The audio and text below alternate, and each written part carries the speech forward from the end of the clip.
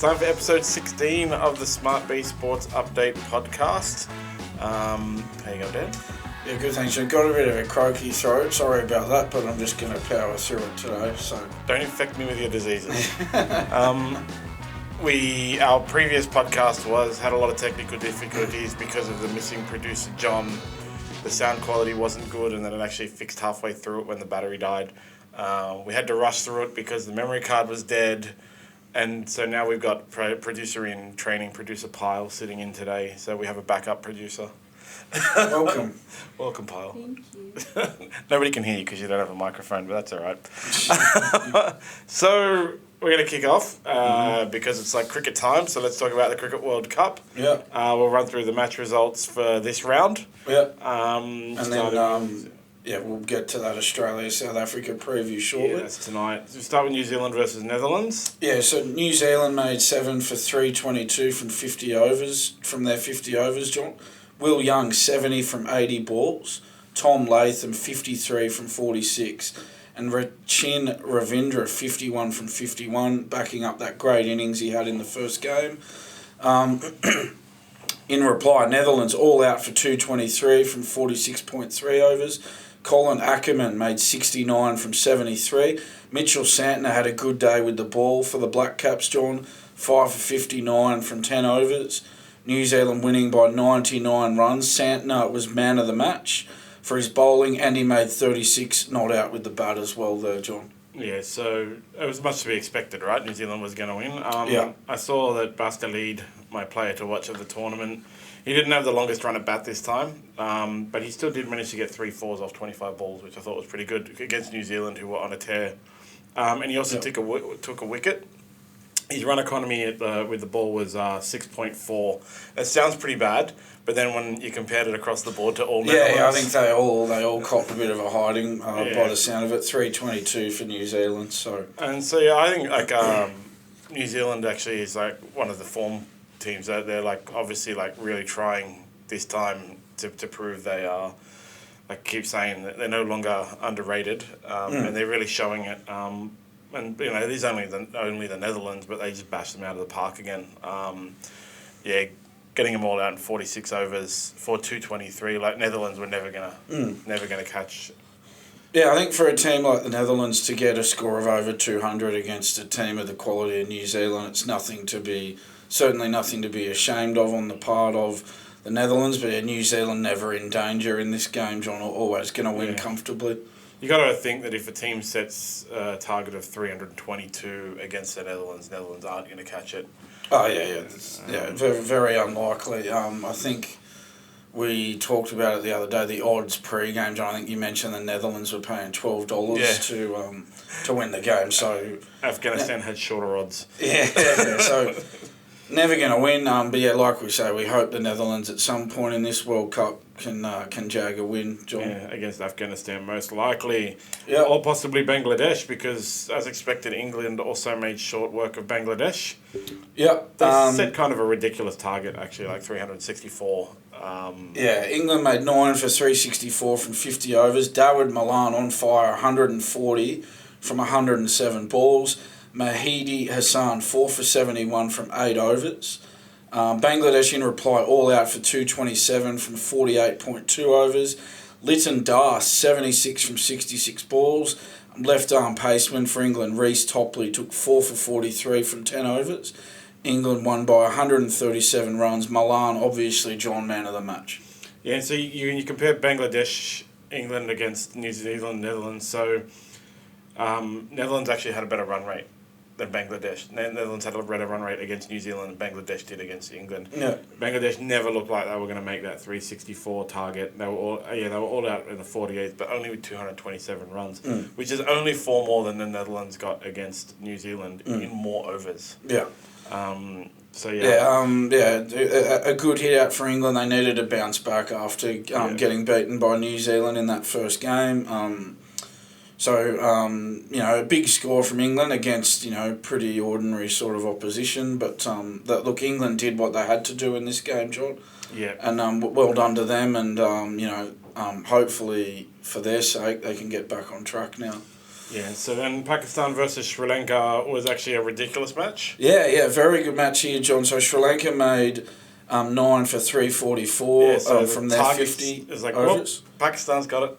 yeah. Kusal Mendes, 122. So Sri Lanka, I thought Sri Lanka was going to win when I saw the first innings score. Yeah. Kusal Mendes, 122. Sadira Samara Wikrama, 108. Hassan Ali took 4 for 71 from his 10 overs. Pakistan in reply, 4 for 345. Did really well to chase that down from 48.2 overs. Muhammad Rizwan, 131 not out from 121 balls. Abdullah Shafiq, 113 from 103 balls. Pakistan winning by 6 wickets with just 10 balls to spare. Rizwan, with that 100, John, earned him man of the match honours. It's not only did Pakistan actually run it down, which was never expected, but they ran it down with 10 balls left. Yeah. Yeah, I think that was like a revenge for the Asia Cup. Yeah, absolutely. That was the thing, Sri Lanka pipped Pakistan into the finals and gave the worst final showing in the history of cricket. It's typical of Pakistan, though, to sort of drift in and out of games. A pretty ordinary effort with the ball, conceding 344, but they made up for it with the bat, chasing down the target. Yeah, so, absolutely. They redeemed themselves, Pakistan. But, going into it, John, I would have thought Pakistan would have won that one, I guess a bit more comfortably than what they did. So they've still got to work on their consistency within games. Yeah. That they can't just drift in and out of games all the time. They've got to put it together for 100 overs. Yeah, so if you go back to the first game, we discussed it last week, Netherlands, they played Netherlands, and Netherlands was also able to bat out their... Yeah, they were also able to bat out their overs, yeah? They didn't get all out? Yeah. Pakistan with the ball isn't looking that good, I guess. We'll see as the competition progresses, but the fact that they let Sri Lanka put 344 on them, and that was the largest run rate run chase. Sorry, do you mind if I just check that one? Yeah. I think they did. Sorry if I scroll up here. I think I did. Just looking for that Pakistan Netherlands. Netherlands. So the Netherlands did get bowled out in 41 overs, but they did make 205. Yeah, and that's pretty good for them. Yeah. I wouldn't have expected the Netherlands to get past 200 against Pakistan with their bowling attack. So, yeah, there seems like there's a bit of an issue with the ball for Pakistan. Yeah. Like, you can't be measuring yourself on how you're going against the Netherlands. I mean, you've got to be... And that obviously that's no disrespect to the Netherlands, John, but they're just not in the class of these other sides. They know. Their ranking's 14 in the world, and they're in a tournament with the top 10 teams in the world. Yeah. So... they're batting above their ranking just by being in this tournament. Yeah, like we said at the beginning, it's the teams rank 1 to 9 and 14th.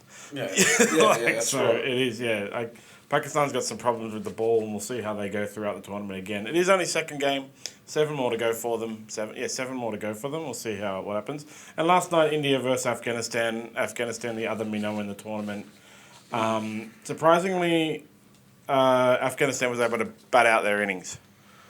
I thought they did really well, John. I was surprised we were talking about it before we came in to record. Afghanistan batting first, made 8 for 272 from 50 overs. Forgive me if these pronunciations are a bit off. Hashmatullah Shahidi top scored with 80. Jasprit Bumrah took 4 for 39 from 10 overs. He was the best of the Indian bowlers. India made 2 for 273 from just 35 overs. They made light work of it. It's a tricky total, 273. It's a tricky target. It's not that easy. But India just made light work of it. Rohit Sharma, John, on fire, top scored with 131. Virat Kohli again amongst the runs, 55 not out. Rashid Khan, the BBL superstar himself, took 2 for 57. He took both those Indian wickets. India winning by 8 wickets with 90 balls to spare. Sharma, unsurprisingly, man of the match, John. Yeah, just 35 overs for India to get their target. Yeah. 270 is kind of a good target to set. But when it is that different class of teams, India versus Afghanistan, 270 is not a good target to set. If it was India versus Australia or something, well, not last week, but India versus Australia or something, 270 is okay. Yeah, I mean, I think they chased it down comfortably, but after Afghanistan's batting innings, India would have been a bit nervous with that target, John. I don't think they would have expected to be chasing that many, but their batting's just so strong. There's ominous signs for every other team in the competition, John, that India can chase down 273 in just 35 overs. The rest of the competition will be looking at that going, well, look, if India had batted out the 50, how many would they have ended up with? It would have been at least 400. Pushing, you're probably looking at, you're pushing 450 there maybe even. Yeah. Just unbelievable because only two outs, right? Yeah. Yeah, only 2 wickets down after 35 overs. If they had kept going, I reckon 450 was certainly in their sights. A couple of double centuries for their batters and Yeah, well, they say in an ODI you double the score from 30 overs on. So whatever you're on after 30 overs, you get double by the end of the innings. So if they're on 273 after 35, I can't imagine what they would have ended up with had they kept going. We'll have to see next week when they. Next week is the next round is the match of the tournament. Actually, it's the India versus Pakistan one. Yeah, that'll be huge. And one of our colleagues out here, sorry, I'm not sure of his name, but he said that match is sold out. Yeah. So that's actually the only match in the tournament that's sold out. Yeah. So far. So yeah, it's going to be It's good news. We wanted to see a few more sellout crowds. Good that the crowds will be coming in for that game, John. And for tonight, we've got Australia versus South Africa, so yes. I doubt there'll be a crowd there. Yeah, I doubt it, John. I can run you through a bit of news on this game, John. So Cameron Green's likely. So it's at 7:30 p.m. at BRSABV Akana Cricket Stadium in Lucknow. So Cameron Green is likely to be left out, John, and he'll be replaced by Marcus Stoinis for this game. Yep. A hamstring complaint kept Stoinis out of the first game. A few stats on previous ODIs at this ground, John. There's been 9 games at this ground previously. 2 games have been won batting first. 7 games have been won bowling first. So you could expect the team winning the toss to maybe put the opposition in for this game. The average, and this is interesting, the average first innings score at this ground is 219. The average second innings score, 212. So it could be another low-scoring game, given the history at this ground in ODIs, John. Yeah, well, Australia is going to have to adjust based on... This is the thing, right? It's a different stadium. So Australia's going to have to adjust their bowling. They had terrible bowling and terrible batting at in their last match. And then South Africa, obviously, in their last match, set that record. Mm-hmm. So you got to think this. Everything is up in the air right now about this match. Different ground. South Africa had the best batting outcome in the first round. Australia had one of the worst. Yeah, well, I'm worried about that, John. And I know the oppositions were different. I know South Africa were playing against Sri Lanka. And I know Australia were playing against India, and I know India are better than Sri Lanka, okay? But South Africa made 428, Australia only made 199. That's a huge difference in scoring. I know there's issues around these pitches in the India games. People think, the pitches are being doctored heavily to suit India. I get all that. But that's still a huge... 428 for South Africa compared to 199 for Australia. I'm worried about that as an Australian supporter going into this one, John. Yeah, well, if South Africa go in first, our bowling has to be key, shut down their top order really quickly. It's going to be our bowlers, Mitchell Starc, Josh Hazlewood, Pat Cummins. So you mentioned those bowlers, John. There's a bit of a concern at the moment around the performance of the skipper, Pat Cummins. So in game 1, Hazlewood took 3 wickets, Starc took 1, Cummins was wicketless, John. Is the captaincy getting to Pat Cummins a little bit? I've dug a little bit deeper on this one, John. So Hazlewood, obviously, number 2 ODI bowler in the world. And as I said in a previous podcast, John, Mitchell Starc's record is formidable in World Cup cricket. leading wicket taker at the 2015 and 2019 Cricket World Cups. But Cummins, John, he's just got a bit stale. Is the weight of, having to be responsible for strategy, tactics out on the field and having to bowl, is it getting too much for him? Well, I don't know, the weight of being a captain in any sporting team seems to be a lot more than it should be from the outside. I think for cricket, there's a lot more responsibility than some other sports. Like Rugby League, for example, they talk to the ref. They talk to the ref, they toss the coin at the start of the game, they bark orders at their team out on the field. But with cricket, there's a lot more that goes into it. The bowling changes, field placements. Yeah, and what does the coach do if the captain is doing all that, is my query about cricket. Well, that's the thing. The coach, it's a secondary position in cricket. It's not. It's funny. It's not the same as the coach in other sports. The captain's the biggest job in the cricket team. Yeah, and not so the coach. If the captaincy is such a high pressure situation, you don't really want to be giving it to a player who's pivotal to your success, actually. Obviously, they have to be a leader, but since Pat Cummins is, it's going to come down to bowling for the tournament, and especially in this match, Pat Cummins can't perform as captain and as a bowler, then he has to lose one of them. It's obviously going to be captaincy, he can't stop bowling. That's what he's there for. Yeah, well, that's right. I mean, the thing is, John, Cummins was only appointed the ODI captain a year ago after Aaron Finch retired from the 50-over format. And he's been rested from a lot of ODI games they've played this year. So, that's not much experience as a 50-over captain going into a big World Cup. The 50-over game, it's very tactical, John. It's different to the Test captaincy, the Test match. It moves slower. The 50-over game, you got to be right there on top of it the whole time. You don't have time to waste in the 50-over format. So Steve, would it have just been easier to make Steve Smith the captain just for the World Cup, John? Well, he's captained Australia in 54 ODIs going back to 2015, and he's captained them as recently as this year. So he's a lot more experienced in the role than Cummins, and as a batsman, he could devote a lot more time to the tactics, the field placements than Cummins can. That's the thing. That's what I'd say, John.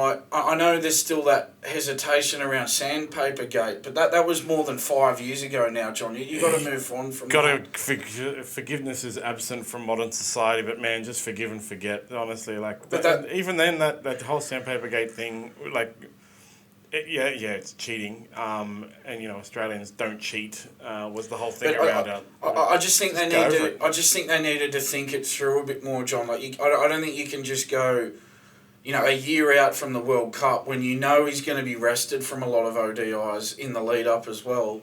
You can't just look at it and go, oh well, he's the Test captain, so let's just make him the captain for the World Cup. You got to think about it more. You got to go, well, how is it going to impact on his bowling? Would it just be easier to make Smith the captain? As I said, Smith has captained Australia in 54 ODIs. Cummins was only appointed a year ago, hasn't played in many games for them since because he's been rested so often because they don't take ODI cricket seriously, except for the 50-over World Cup. Yeah. So that sometimes they need to be a bit more flexible. They need to think a bit more outside the square and go, well, maybe for this tournament, Steve Smith would have been a better option as captain. Was he the captain in the 2015? No. Michael Clarke was. So Smith Smith took that was Michael Clarke's farewell from ODI cricket. So Steve Smith took over after that. Okay. Yeah. One other thing on this preview, John, just before we move on. The form of Alex Carey, the Australian keeper, it's a bit of a concern. And the backup keeper, Josh Inglis, is sort of closing in on him a bit. There's a push for Inglis coming, John. Carey hasn't been the same since the very infamous Johnny Bairstow stumping in the Ashes, John. And Carey, he hasn't been the same. He got out for a duck in that first game against India, John. People are keeping a close eye on Carey, and who knows what could happen. But it's a long tournament, John. You've said it before. Every team plays 9 games before the semi-finals.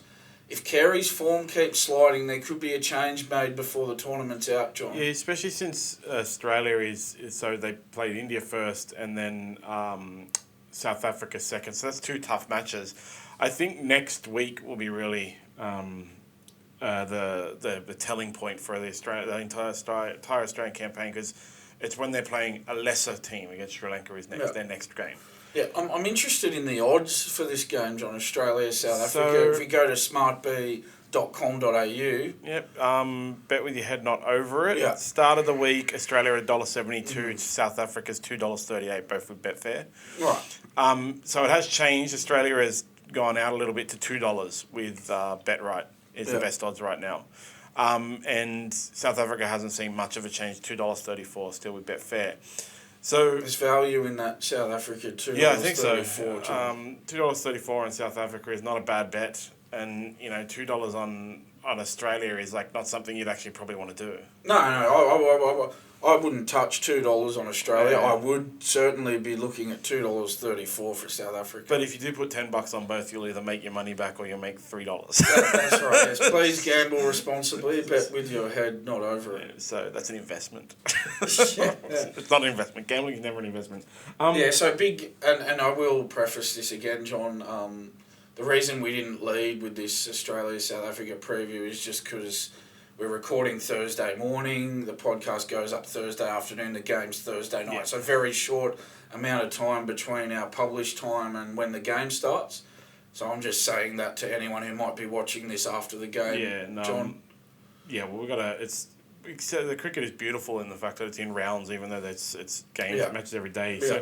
So Australia-South Africa is the last match of this round 1. Round two. Sorry. Yeah. So round 3 starts tomorrow with New Zealand, Bangladesh. And the next round will finish up on Tuesday. You got to think New Zealand will get this one. They're paying $1.36 to Bangladesh is $4.10. You just can't. New Zealand are the sort of team. There are teams who could potentially lose to the minnow sides. I think Pakistan are one who are vulnerable because they're so inconsistent. But just that consistency of New Zealand, John, they're not the sort of team who would lose to a side like Bangladesh. Yeah. As I said before, the only team to make the semi-finals at the World Cup in the last 4 World Cups before this one. So, I don't see any surprises in this game, John. New Zealand will get it done. No, not at all. New Zealand is keep saying it, they're no longer underrated. And so that's Friday. Saturday is India versus Pakistan, which we touched on. So that's the only pre-sold out match of the tournament. India, of course, paying $1.48. Pakistan $3.40. Again, can't see Pakistan getting past India on that one. Though it'll be like a high emotion type thing.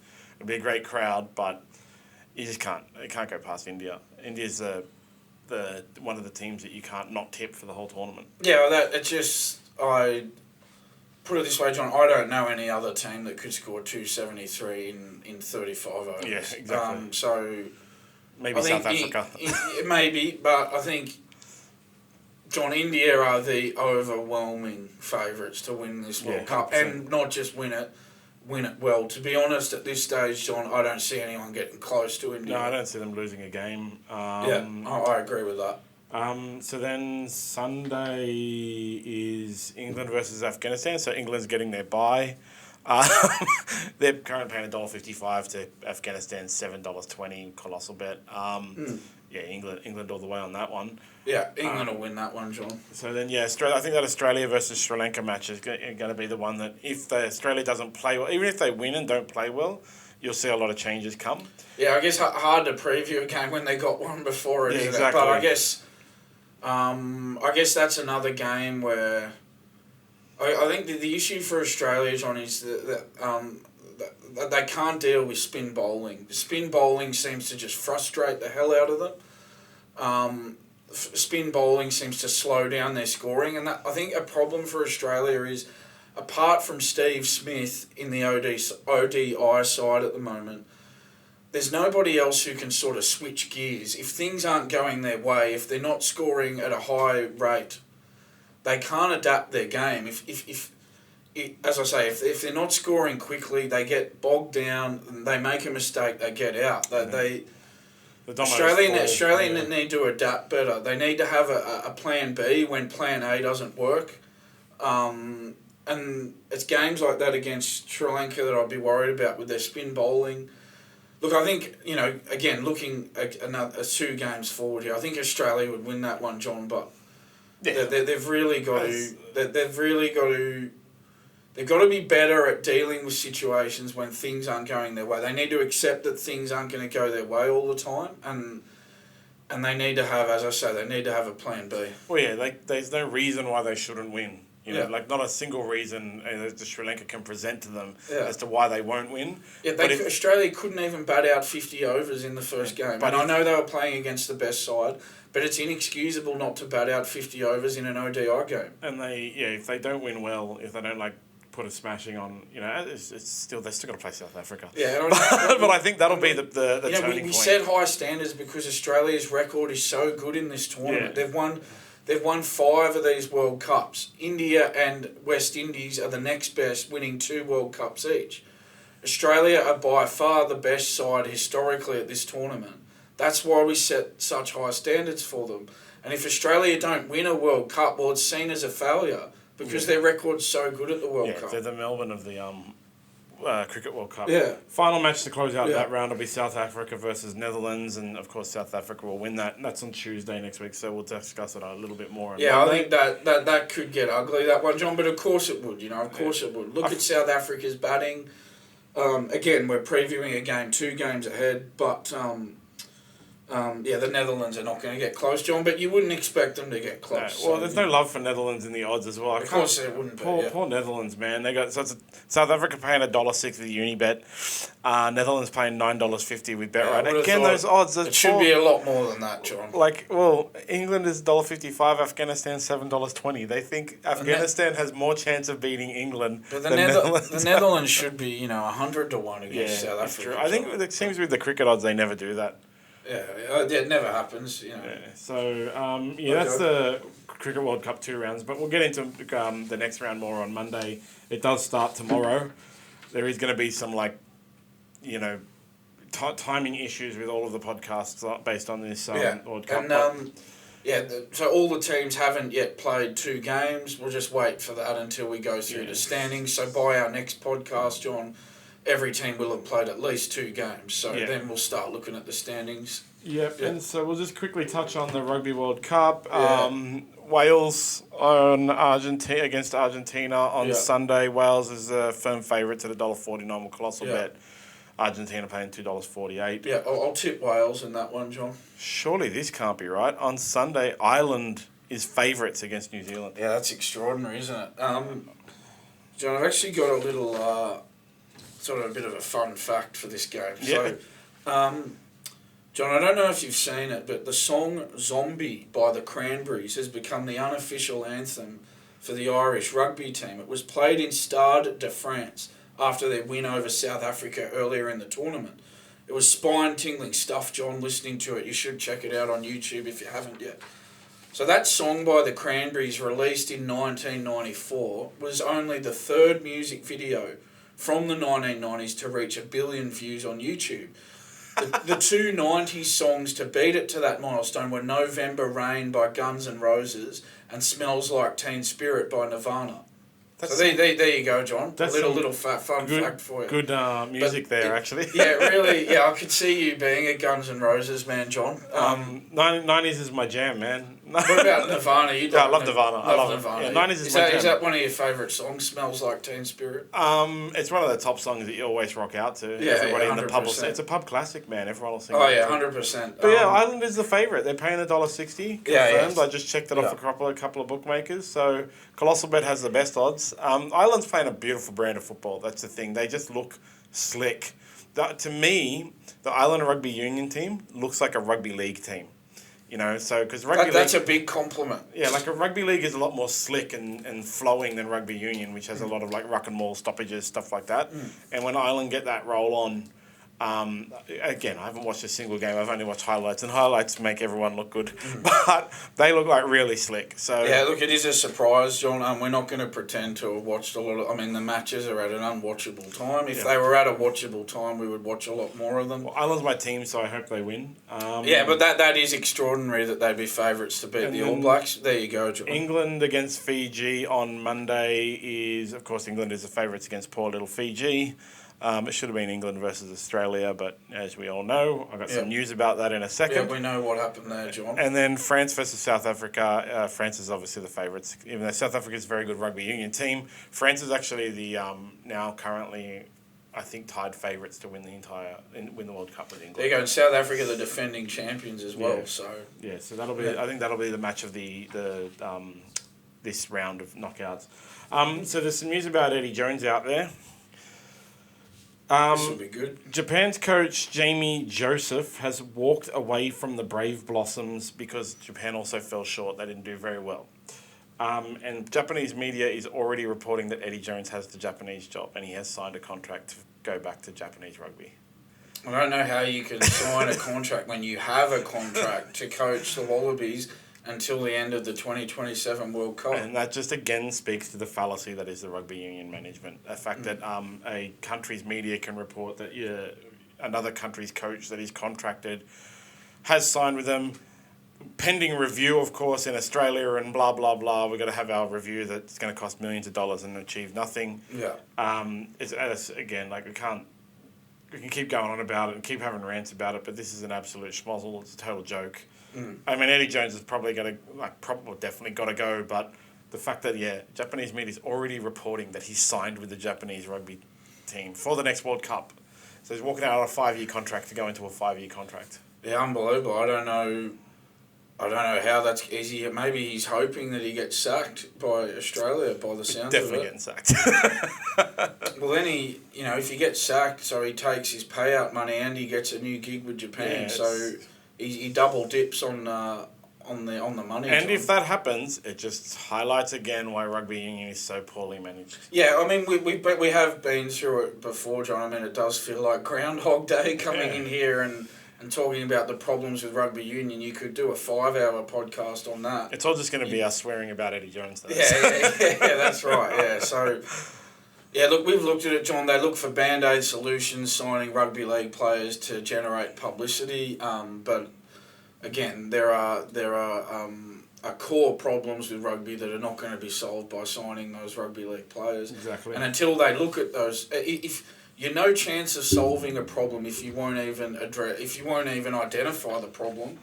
How are you going to solve it? Well, I say first step to solving a problem is admitting you have a problem, and rugby union seems to not want to publicly admit they have a problem, and they just need to sit there and go, "Yeah, we are pretty poorly run." Feels like Rugby Australia are just the West Tigers as a football code. Yeah, basically. So that's a good segue into rugby league. We didn't get to finish all our rugby league news last week because of Producer Jon and his massive failure as a producer, and in life. We'll get that one up on social. So we do have some leftovers. We touched on the Des Hasler situation last time. Yeah, do you want me to run you through that one again? Yeah, John? let's go, because it was really rushed last time. Yeah, it was, yeah. So, as I said last time, John, so Des Hasler suing Manly. He wants compensation after his contract was terminated with a year to run. He was sacked by the Sea Eagles last October. Civil proceedings will reportedly begin on October 20. Hasler took the Bulldogs to court in 2017, John, after being sacked with 2 years to run on his contract. That matter was settled out of court. As we know, John, Hasler will begin a 3-year deal to coach the Titans in 2024. If they decide to sack him before that contract expires, John, they better make sure they're lawyered up. I don't think anybody would now, because I had a look. Basically what he's done both times is waited till he's signed a contract and it's past the season. It's past the point of no return. Titans couldn't possibly. If Des Hasler had have announced he was going to sue Manly, nobody would have signed him, right? But now you're in October. The new year has started, even though a bunch of players are on holidays or in camps in internationals. Yeah, this is his MO. So I think what will happen with the Titans basically is even if they go really poorly, they would just you'd have to think they'd keep him. They'll just keep him for the 3 years anyway, and let himself suck for 3 years. Yeah. He hasn't done very well since his Bulldogs stint, right? So yeah, it was since his Bulldogs stint. Yeah, he made the grand final. Look, he made 2 grand finals in his first 3 seasons at the Bulldogs. Had a great start in 2012, won the minor premiership, made the grand final. Then he got back to the grand final in 2014. So 2 grand finals in your first 3 years at any club is a phenomenal record. Yeah. But from there, he went downhill at the Bulldogs, got sacked at the end of 2017. I think he did have one good season on return at the Sea Eagles, where I think Tom Trebojevic caught fire and won the Dally M, and they got into the prelim final. But 2022 was just an ordinary year for Manly, John, and it was that Pride jersey debacle that just... And I think that's where... That's the line of Des's legal argument here, John, is that, well, it wasn't my fault that there was a downhill slide from the team. It was all caused by the Pride jersey drama. It was at the time. If we had a podcast then, we would have been talking about it for weeks. Oh, we would have. It was definitely... You know, like I've said before, I roll this old line out every single time.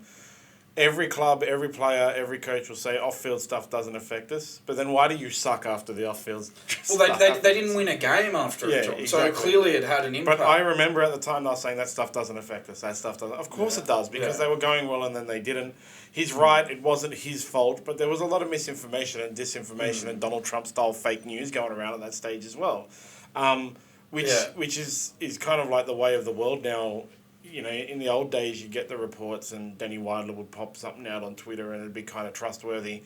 Now I think the problem is you get some reports from Danny Widler and immediately his competition is putting in a completely conflicting report and you just can't tell what is the real information. So, because at that Pride jersey drama, you had like players weren't told, yes they were, they saw it before, no they didn't, you know, marketing decided, no the coach decided, no some players were consulted, like just nonsense.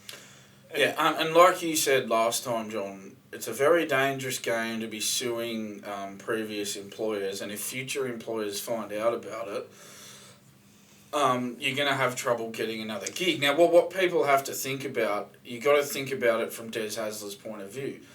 He's 62 years old. This, I'm sure, will be his last NRL club. I can't see... especially after this 3 years, you'll be 65. I can, as you said, not everybody is Wayne Bennett. Not everybody coaches into their 70s. I can't see Des Hasler being at another club after this. So from Des Hasler's point of view, he goes, well, I'm just about to retire. I've got a lot of money, and he does. He's very financially well off. So he's just going for what he can. You know, he's gunning for whatever money he can get. But if people are looking at this... Don't try this at home. Don't do what Des Hasler's doing. It'll be very hard for you to get another job. Not until you're 65. But wait. But keep in mind Des Hasler's age and financial position here, John. So when you're rich and ready to retire, go and sue all your former employers. I think he owns several very high-value properties, John. Yeah. And I am not condoning suing your former employers just for the fun of it. I don't think Des Hasler would need to work again in 3 more lifetimes, John, let alone one. One of the things, like, once you get a reputation for being litigious, you can never shake it. So it doesn't matter what... If he wins a grand final at the Titans, right, and then, you know, they like finish up his contract and he leaves and he looks for another contract, you can't expect any club to even want to... Notice the timing of it though. Notice how he's only decided to do this after he signed with the Titans. He would not have done that before he signed with the Titans. If he say he was to win a grand final next year, right, and then the next 2 years go poorly, so Titans don't renew his contract, and he says, like, you know, it does the typical thing. I've still got a lot to offer the game. I'm looking for a coaching position. There's not a club in the tournament, probably in the world, that would hire him. So you have to think this is his last ever club, and he must have known it when he did it. Yeah. So I've got a question for you, John. And so, if he'd announced he was taking Manly to court before he'd signed with the Titans, does the Titans deal happen? Absolutely not. No, they wouldn't have signed him either. They would have found someone else. Yeah. We'll see what. It's definitely going to settle out of court. They always do. And so we can move on to the next thing that we didn't really get to that has since exploded even more. So we have 2 options here because both of these are going to be like they're long and involved. We can do Josh Addo-Carr first or the Tigers first. I reckon should we go Addo-Carr first, then go the Tigers. So on Monday when we did our podcast, it had been announced that Addo-Carr was out of the Kangaroos squad. over that brawl in the Koori Knockout Cup, which it's, from what I understand, it was based on a lot of footage that came out. And originally, disinformation, misinformation. The original news reports and comments from players was Addo-Carr got tackled high, that a bunch of other players had a brawl, and Addo-Carr left. Right? That was the news. Yeah. And so that's why Addo-Carr wasn't being sanctioned, and the Bulldog, Phil Good, tweeted out, I've had a word with him, he's fine, he's not injured, blah, blah. And he was in the Kangaroo squad. Since after that, a bunch of mobile phone footage came out, and Josh Addo-Carr was actually involved in the brawl, actually did throw a punch on an opposing player and got hit back, and then it sparked an all-in brawl. So the NRL issued it's a little bit weird. I couldn't really understand it. I've never heard of anything like this. He was issued an offer to take a 2-game suspension, and then he could respond. Notice, I think. Yeah. He could respond and choose whether to accept it or fight it. But there wasn't going to be a judiciary. It was going to go back to the integrity committee to determine whether he should. So it sounds very strange to me for an incident like that, John, to be handled in that way. It's odd. Bizarre. That's why I've never heard of anything like it. He's been told you're going to get suspended for 2 games, or tell us why you shouldn't, and then we'll decide whether you are getting suspended from 2 games. So, of course, they had to drop him from the Pacific Championship. Dylan Edwards was called up because obviously Kalen Ponga punched Mal Meninga's mum or something like that. And we will get to it later, but Dylan Edwards has actually been named in the Australian team I got to some take on that. So we will come to that later. I don't know why Kalen Ponga wasn't called up, or Reece Walsh. But I checked at the time. Kalen Ponga isn't injured. He is available. It's just bizarre. I mean, Dylan Edwards is great. It's just we're still weird that Dally M when Kalen Ponga can get caught up. Since then, Addo-Carr has ignited controversy again. Now, mate, don't turn into a Latrell Mitchell. Learn from Latrell Mitchell. Learn from Latrell Mitchell's issues, where if you're in trouble, you can't do things again because the trouble will be compounded. That's the thing. It's the one mishap you can forgive, John, but the 2 very close together, it's a lot harder to forgive. The second one is going to be worth 1,000 times worse, rated 1,000 times worse. A word of advice to, as you said, John, Addo-Carr. If you're in hot water as it is, probably not a good idea to be posting controversial comments about this conflict surrounding Palestine and Israel on social media, John. Obviously a highly sensitive issue at the moment, which I don't really want to go into. No, I'm not going to get into that at all. But I have no opinion, and I will not present any opinion on that. But to compare it to Aboriginal land rights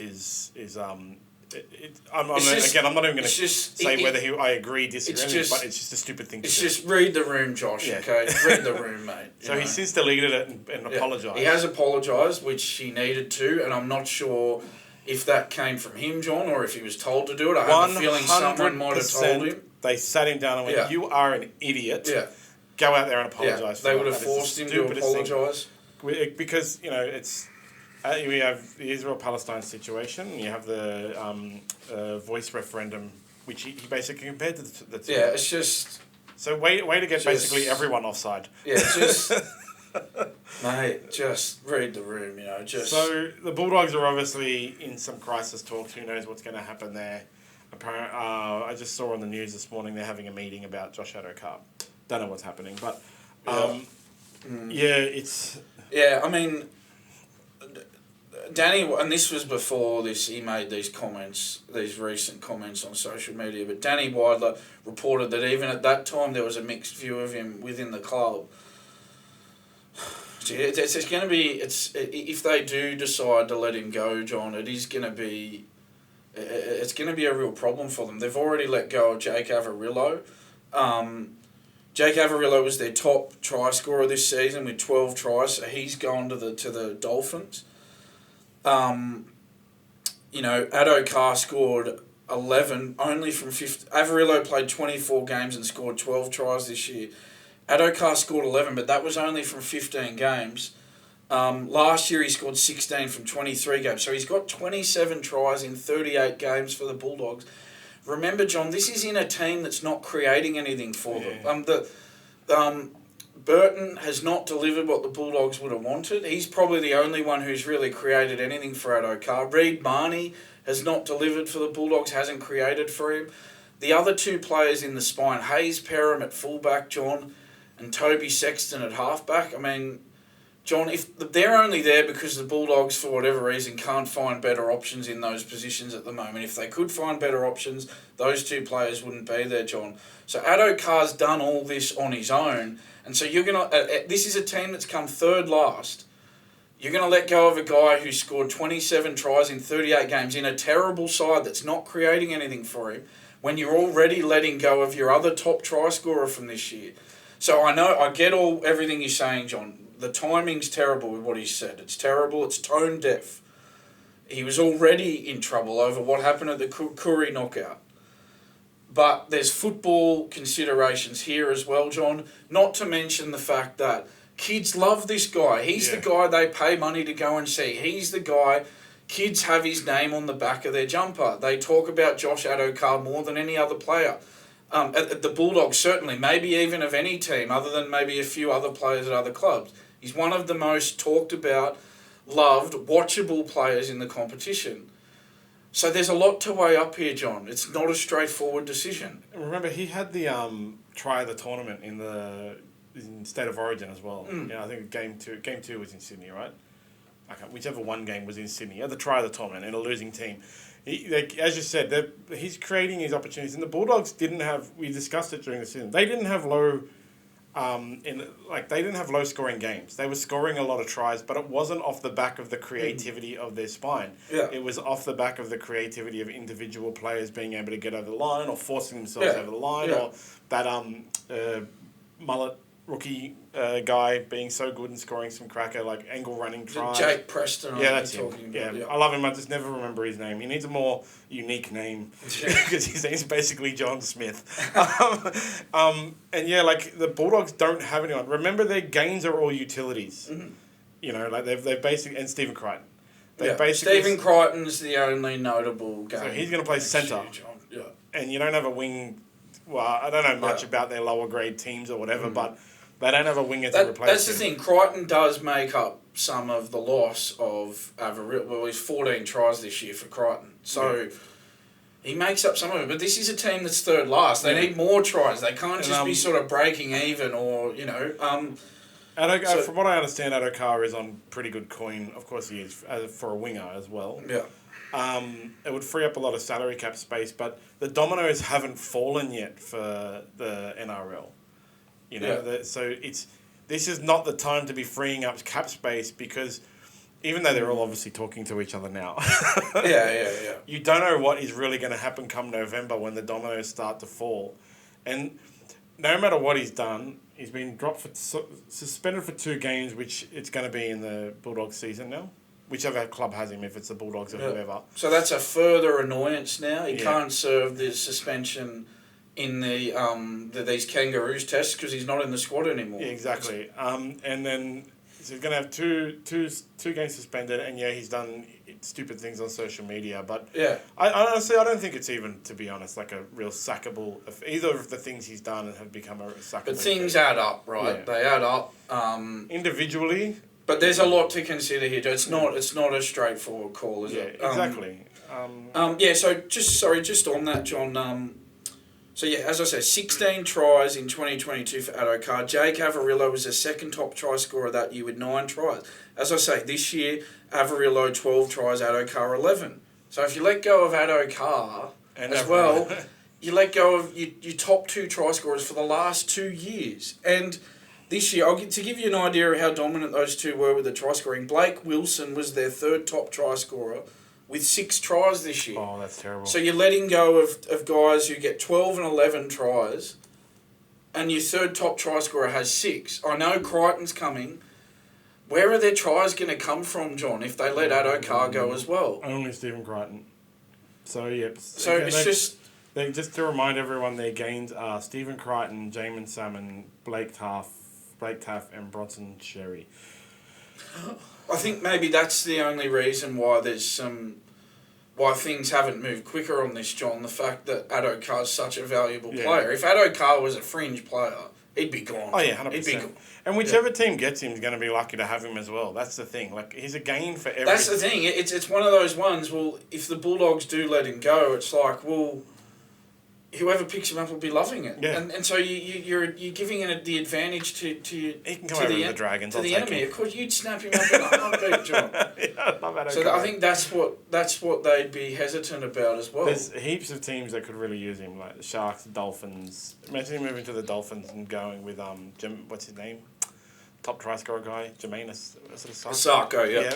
With Jake Averillo, Asako, and Adokar in the back line. Look at the dot there. That's a good point you make, John. Averillo joins, was top try scorer at the Bulldogs this year, joins the Dolphins who have Asako. It's good signs for the Dolphins next year, John. Maybe they could push for a top 8 spot. Anyway, So we'll see what happens with Adokar. I think we'll know over the next few days. But as I said, I don't think the Bulldogs should rush into any decision until at least after November, when all the dominoes start to fall. That's when right. the Pacific Championship is over, the following year's allowance to negotiate for the following year nonsense idiocy that the NRL has happens, and you start seeing some movements like Ben Hunt is now returning to Queensland. So then we can move on to the Tigers, which is the other... So this a lot of this came out on Monday, but thanks to producer Jon, we weren't able to get to it. So your best friend, Lee Hajapantelis, he's on the outer after signing a 3-year extension. Before their review was finished, he signed a 3-year extension, and now they've finished their review. So one of the things I read about this, apparently he wasn't extended as chairman. Instead, he was extended as an independent director. Now, I call complete bullshit on that. Absolutely. That is just misinformation, disinformation, fake news, absolute nonsense. They wouldn't have been... He disagrees with that. And that's where some of the argument has come, where the Tigers have come out and said, you're not the chairman, you're just an independent director. And he went, no, I extended it. So his company, Bryden Lawyers, they're the major sponsor of the club. They're the $1 million... jersey that's sponsor. Hajapantelis' company, yes. $1 million jersey sponsor. Well, that's a conflict of interest, isn't it, John? Well, they just take sponsors wherever they can, especially if you're the Tigers. I don't even care about conflicts, man. Just take money wherever you can. Like, what are you going to do? Yeah. Well, it's no wonder he's so bulletproof. If he's... Yeah. To be honest, I didn't even know that he was with yesterday. Bryden's Lawyers, so there you go. And so... that says a lot. It explains a lot to me. There's a big sticking point that actually triggered this out on the out as well. He's been apparently, rumours say, he's been meeting with the Liverpool Council to put a pitch into the New South Wales government to build a $100 million 20,000 seat stadium for the Tigers at Liverpool. Right. And the Tigers Tigers are getting interesting, John. Why? What? We didn't say you could do that. Yeah. Also, why? Yeah. Now, Liverpool is, of course, it's in Western Sydney. I live near Liverpool. Right. I always thought Liverpool was actually more of a Parramatta area. Liverpool's too close to Parramatta, I think, and Parramatta has that beautiful stadium, to have a 20,000 seat stadium that close to each other. So if they were to build a massive stadium out there, you'd have Liverpool, you'd have Parramatta, you'd have Homebush, all within a very small radius of each other. So this $100 million development will also include 3,000 newly built houses and apartment, low rent, all that kind of thing, which is good for the area because there is a housing crisis. But I don't even understand why they would be talking about this, why they would be even considering this. It just makes no sense. It makes less sense than a stadium in Tasmania. I'm just surprised that I would have thought, given that reviews are such as we've been through before, John, such a meaningless, pointless exercise most of the time, I would have thought they would have just got someone to do the review who would have just, told them what they wanted to hear. And I'm surprised the review's actually recommending this, John, because I thought they would have designed it so that the review... I don't know what the review recommends. Didn't hold them responsible. I don't know what the review actually says. No, it seems the review has been finished or almost finished. Yeah, it's just, normally when you get someone to do a review, you get someone who's going to tell you what you want to hear or you want to come out of it. It was dumb enough that they extended him, even as an independent director or whatever bull crap they want to pull now. They're dumb enough they extended him before the review had finished. But the fact that, there is a conflict there where he's the $1 million sponsor, plus he's got connections with trying to build I would imagine that Brighton lawyers would be getting a lot of legal work out of a $100 million stadium being built and a bunch of houses and stuff apartments to be built. Right. So this is all a massive mess. And the Tigers just continue to be in a massive mess with no solution.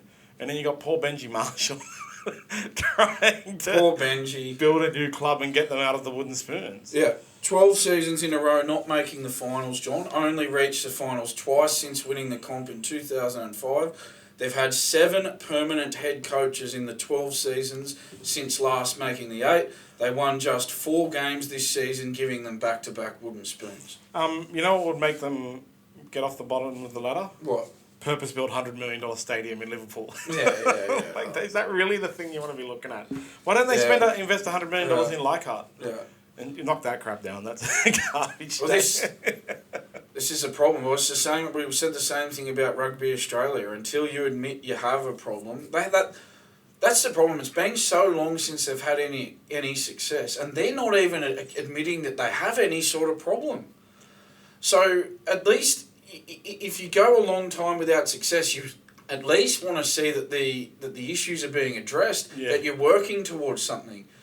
Nothing's being worked towards because they're not even identifying their problem or acting on it. Your football club is in a shambles, your performance is in a shambles, and your chairman is going off and trying to negotiate a deal for you to move to a different suburb and get investment in a new purpose-built stadium is absolutely ludicrous. Yeah, I get the feeling, John, and I'm stating the bleeding obvious here, this is not going to be the last time we talk about the West Tigers. Yeah.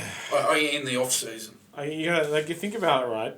In the off-season so far, season's been over for 2 weeks. In the off-season so far, we've discussed the Bulldogs and the Tigers and Des Hasler, right? Yeah, it's going to continue. I would say it's going to be the Bulldogs, the Tigers, and Des Hasler for the rest of the off-season. Yeah, I mean, it's good for us trying to give this content. But good for us, not good for the Bulldogs and the Tigers, though. Absolutely. So on to something good, though. Yes.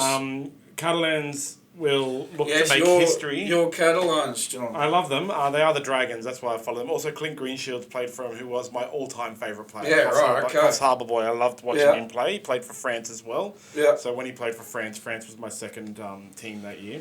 Yeah, awesome. So tell me about it, John. How are they going to go here? So Wigan finished first on the ladder. In the Super League, if you don't watch much Super League, I used to watch it religiously as well. They used to have every game on Fox till I'd watch it. I don't watch it so much anymore. There's 4 powerhouse teams, and Catalans obviously isn't one of them, but Wigan is. So they finished first on the ladder. They hold 22 titles, which is the most of any Super League team. Absolutely ridiculous amount of titles. Yeah. Catalans, though, did finish second. Last time they made the grand final was 2021, and they lost, unfortunately. But they've under a current resurgence. They have so some of the names you might recognise in their team. Sam Tompkins, who famously played for the Warriors. He came from Wigan to the Warriors and then went back to Wigan and now plays for Catalans. He won Man of Steel last year, I think, again. That was his second one. He's a really top player. He never performed in the NRL, not because he wasn't good, but because, self-admitted, he was so homesick. He couldn't handle the climate. He couldn't handle being that far away. He went back to England and dominated. Yeah, fair enough. It's not for everybody, right? Everybody's different. So the halfback is Mitchell Pearce, which will be great. He's a premiership winner. And they also have Tyrone May, who previously played for the Panthers in Samoa. We're going to have Jai Field, who was kind of a fringe first grader in the Dragons and the Eels, and Bevan French, who was an Indigenous All-Star, actually. Yeah. Warriors, yeah, he is. He's really good. Warriors are, of course, the favourites. They're paying $1.57 to Catalans $2.50. And James Roby, who is the epitome of Super League Rugby League, this is his last match. Yeah. You have to think that Wigan's gonna do it simply because they're Wigan and they've won 22 times before. They came first. They're a powerhouse team. Super League, more than rugby, the NRL has these 4 teams that are not just good every year, but they're rich. They're everything going for them. So it's fair to say those would be the only 4 teams who could compete in the NRL. The rest of them would just exactly not have a chance. But Catalans has been cracking this year, So with Mitchell Pearce at the helm. I'm going to wake up. It's at 4 a.m. on Sunday. Okay, you're gonna get I'm up for gonna wake it? up. Yep, I get my Catalans jersey on. I'm gonna. Nice. I couldn't find it. I don't know where it is. I was gonna wear it today. It was so hard for me to get as well. Yeah. Like I had to order it from overseas. Can't find it. I hope it's not been thrown away or something like that. I hope Catalans can do it, but you've got to say I think Wigan will get it by like 12. Catalans has been a good team all year. I've only been watching the scores, not the matches, but you know it's awesome. Like hopefully Catalans can get it because that'll be their first ever grand final, first ever premiership, whatever it's called in there. Yeah, and you know it'd be great to see Sam Tompkins demolish his old team in the prelim final. Catalans was out, and Sam Tompkins scored in the last 2 seconds to put them over the line. Yeah, right. Okay. So yeah, it's pretty exciting. Well, hopefully they have a win for you, John. So we'll report that on Monday. We'll talk about that on Monday. I'll let you know how it goes. May end up falling asleep or turning it off if Catalans is getting smashed. Okay, I'm happy to run you through some Pacific Championship. Yeah, so that will start Saturday, 8:10 p.m. Kangaroos v Samoa. How do we watch it? Do you know how to watch it? At Queensland Country Bank Stadium, Townsville. I'm sure it's on Fox League, John. I don't know if it's on Channel 9 as well. I'm not sure, but Fox League are doing all the games. I know that. Yep, so KO for me. Yeah, apparently Channel 9 so or Channel 9 are so doing it as well. Again, 9 Network, so it won't be on Channel 9. But I think on a Saturday night, they probably will show it because Friday and Saturday nights are the 2 nights where no one watches TV. Shawshank Redemption. Yeah, so sport does get a run on Friday and Saturday nights. But you can forget about Sunday or Monday. No, the block or Married at First Sight are more important, John. Absolutely. Pacific Championship. Kangaroos v Samoa. So this clash comes 11 months after these teams faced off in the World Cup final at Old Trafford, John. That was the 2021 World Cup final delayed to 2022, of course, due to the COVID pandemic. The likes of Stephen Crichton, Junior Paulo and Jerome Luai helped Samoa to that win over England in the semi-finals of that tournament, 27-26 in Golden Point, but then they ran into a red-hot Kangaroos side in the final and lost 30-10. Samoa has 4 grand final players. Crichton, Spencer Leniu, we've talked about him plenty of times, very good player, and Isaac Tago from the Panthers. And Broncos forward Keenan Palacia are in that Samoa side. Interestingly, John, the Kangaroos have put on a combined score of 186-28 in the 4 previous meetings between these nations. So there you go. I'm happy to run you through the Kangaroos team, John. I think a lot of people will be interested to know who the 17 is, or if you got it there, you can run through it. So it's obviously James Tedesco at 1. We discussed before. Now this is the contentious thing that we'll discuss after the finish. So Dylan Edwards at number 2. Yeah. Late inclusion for Josh Adokar, of course. Hamisa Fido at number 3. Tabua Fido, yeah. Tony Staggs at 4. Selwyn Cobbo at 5. Munster and Cherry Evans are your halves. Front row of Payne Haas, Ben Hunton. Tina Fasua Malahawi. Back row of Cam Murray, Liam Martin and Isaiah Yeo. And your bench is Harry Grant, Lindsay Collins, Patrick Harrigan and Ruben Cotter, with the 18th man being Nico Hines. Yeah. That's a strong team. Very strong team. The absence of Nathan Cleary, I mean, with DCE in there, well, as it was, that was going to... I mean, as I said to you before, John, I would have gone with Cleary because of that grand final and that run to the grand final. But, Terry Evans, what an alternative to Cleary. So when you're looking at the back line, you're looking at the front forwards, you're looking at the halves, you're looking at the spine. Australia just has it all over Samoa here. As we say, it just really surprised, as you said before, John, that Reece Walsh or Kalen Ponga couldn't get a look in here, but that's the one frustrating thing, John, is I'm sure Australia will win this game. I'm sure they'll win this tournament, and then the Australian selectors will be able to say, oh, well, we're justified. And then you go, well, no, you're not, because you might have won by more with a team picked on form. Yeah, so Dylan Edwards has been put on the wing, which, it's just This is a fullback playing on the wing, so his defence will not be wing defence, it will be fullback. He's, it's a different position. There are specialist wingers now, and gone are the days where you can chuck a fullback on the wing, all right? And as you say, they're going to win. They'll definitely win. They're paying $1.03 or something like that. And I can't see the spine that the Samoa had to settle for was Falogo at 1, Stephen Crichton's at 5'8", because Jerome Luai's out. Yeah. Dejan Arce at 7 and Gordon Chankamtong at 9. That can't see creativity in that. That's the thing, John. Just that lack of depth. Yeah, they got those 4 grand final players, like I mentioned, but there's just other than that, they're sort of lacking that quality, as you would expect. You're not going to see... Those 4 players aren't going to create a situation where you get through guys like Cameron Murray, Liam Martin and Isaiah Yeo tackling. Yeah. That's where the lack of depth will get Samoa in this one. Obviously, their best players are up to it with Australia, but they just don't have, across the 17, they just don't have the depth that's going to really challenge Australia in this game. Even if... Dylan Edwards lets in 3 tries, Australia's going to score 7.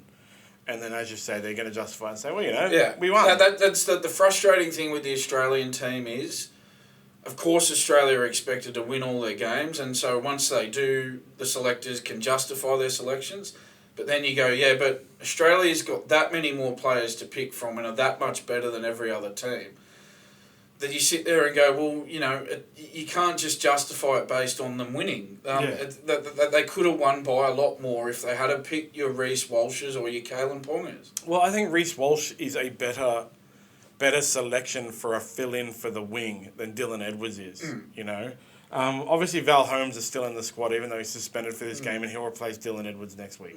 That's what's going to happen. One of the best things about the Kangaroos tests at the end of the year is you get another go of seeing those superstars who lit up the final series, like Kalen Ponga, like Reece Walsh. And Dylan Edwards. To be fair, and Dylan Edwards, but...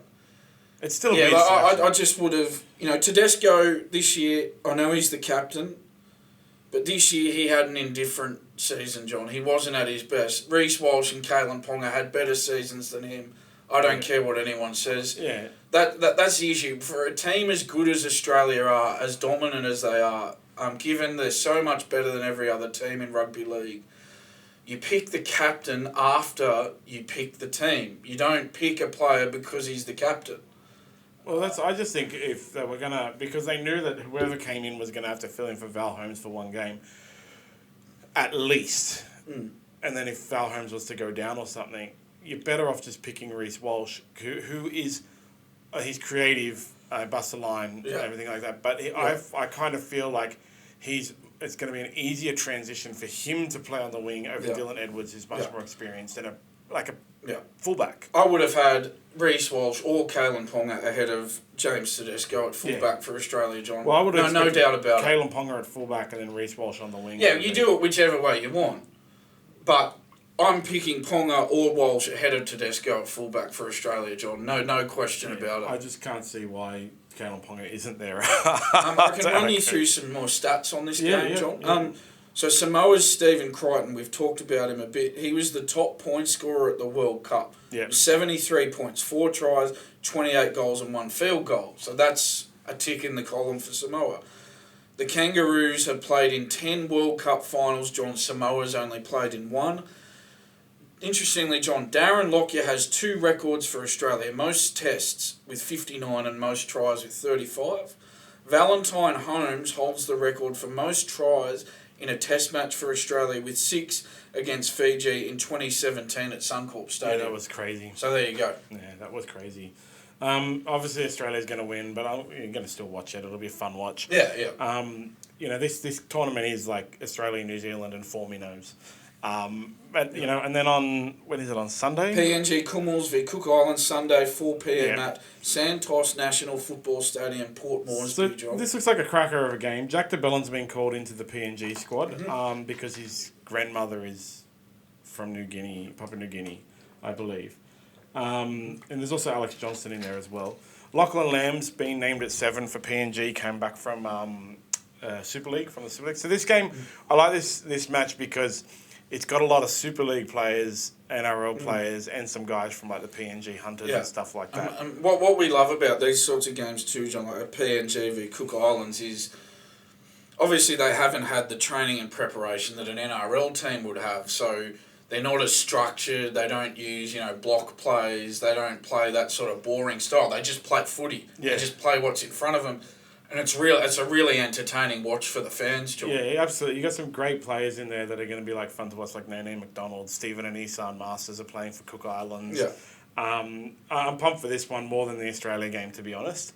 As a football fan, rugby league fan, this game is the exciting one. This in terms of the game itself, and seeing a contest, this game will be better than the Australia game. The Australia game's more just about really seeing how the Australian players go together. It's not about the result of the game. We know Australia will win. Yeah. But this game, it should be a close game, and it'll be a really good style of footy, really open. As I say, they'll play what they see.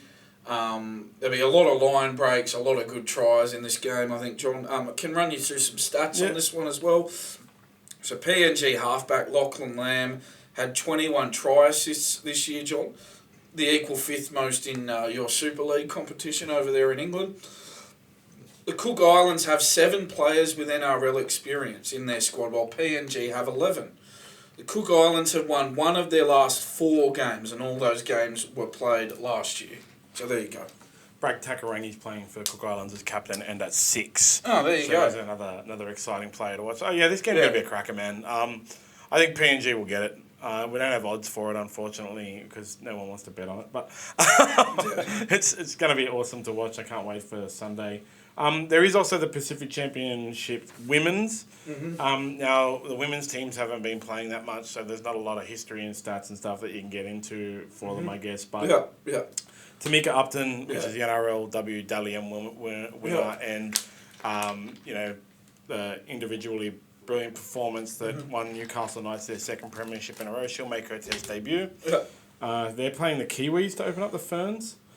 And the Ferns are a completely new look squad because they got smashed by 50 in the World Cup final by Australia. Yeah, right, okay. So their whole team had to address some concerns there, John. A whole team. And so some of the players from New Zealand that weren't named were able to go and play for the other squads, which is awesome as well. I love that. I loved that rule change so much when it happened.